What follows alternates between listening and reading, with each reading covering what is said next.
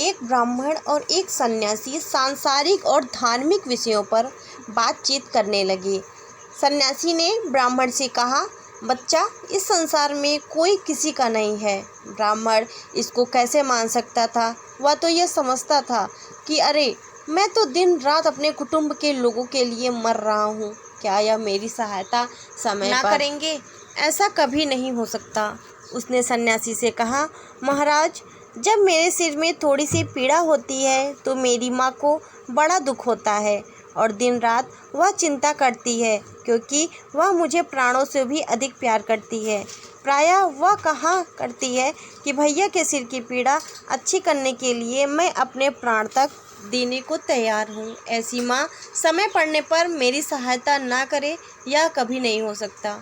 सन्यासी ने जवाब दिया, यदि ऐसा बात है तो तुम्हें वास्तव में अपनी माँ पर भरोसा करना चाहिए, लेकिन मैं तुमसे सत्य कहता हूँ कि तुम बड़ी भूल कर रहे हो। इस बात का कभी भी विश्वास ना करो कि तुम्हारी माँ, तुम्हारी स्त्री या तुम्हारे लड़के तुम्हारे लिए प्राणों का बलिदान कर देंगे। तुम चाहो तो परीक्षा कर सकते हो। घर जाकर पेट की पीड़ा का बहाना करो और जोर जोर से चिल्लाओ, मैं आकर तुमको एक तमाशा दिखाऊंगा। ब्राह्मण के मन में परीक्षा करने की लालसा हुई। उसने पेट दर्द का बहाना किया। वैद्य, हकीम सब बुलाए गए, लेकिन दर्द नहीं ठीक हुआ। बीमार की माँ, स्त्री और लड़के सभी बहुत दुखी थे। इतने में सन्यासी महाराज भी पहुँच गए। उन्होंने कहा, बीमारी तो बड़ी गहरी है। जब तक बीमारी के लिए कोई अपनी जान नहीं देगा, तब तक वह अच्छा नहीं होने वाला।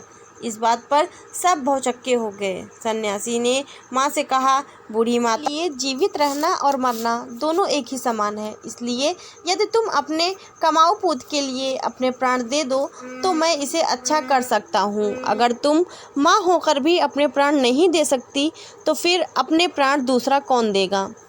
बुढ़िया स्त्री रोकर कहने लगी, बाबा जी, आपका कहना तो सत्य है। मैं अपने प्यारे पुत्र के लिए प्राण देने को तैयार हूँ, लेकिन ख्याल यही है कि यह छोटे छोटे बच्चे मुझसे बहुत लगे हैं। मेरे मरने पर इनको बड़ा दुख होगा। अरे, मैं बड़ी अभागिन हूँ कि अपने बच्चों के लिए अपने प्राण तक नहीं दे सकती। इतने में स्त्री भी अपने सास ससुर की ओर देखकर बोल उठी, माँ, तुम लोगों की वृद्धावस्था देखकर मैं अपने प्राण नहीं दे सकती। सन्यासी ने घूमकर स्त्री से कहा, पुत्री, तुम्हारी माँ तो पीछे हट गई, लेकिन तुम तो अपने प्यारे पति के लिए अपनी जान दे सकती हो। उसने उत्तर दिया, महाराज, मैं भी बड़ी अभागिन हूँ। मेरे मरने से मेरे माँ बाप मर जाएंगे, इसलिए मैं यह हत्या नहीं ले सकती। इस प्रकार सब लोग प्राण देने से मना कर देते हैं और बहाना करने लगते हैं। तब सन्यासी ने रोगी से कहा, क्यों जी, देखते हो ना, कोई तुम्हारे लिए प्राण देने को तैयार नहीं है। कोई किसी का नहीं है। मेरे इस कहने का मतलब अब तुम समझे कि नहीं? ब्राह्मण ने जब यह हाल देखा तो वह भी कुटुंब को छोड़कर सन्यासी के साथ ही वन को चल दिया। दोस्तों, हमें विश्वास है कि आपने पहले वाले दृष्टांत का मतलब समझ चुके होंगे। कहने का मतलब यह है कि संसार में रहो, लेकिन सांसारिक मत बनो।